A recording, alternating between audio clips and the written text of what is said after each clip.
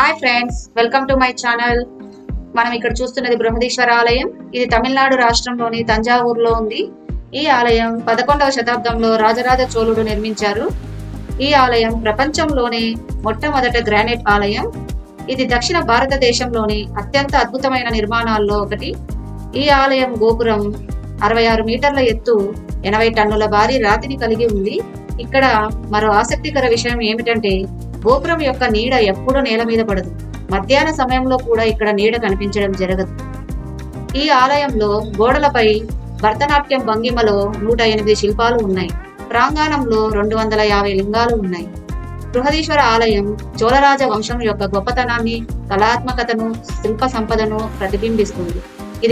ఈ ఆలయం UNESCO world heritage site గా గుర్తించబడింది. ఫుల్ వీడియో కోసం డిస్క్రిప్షన్ లో ఉన్న లింక్ పైన క్లిక్ చేయండి. Okay, bye friends.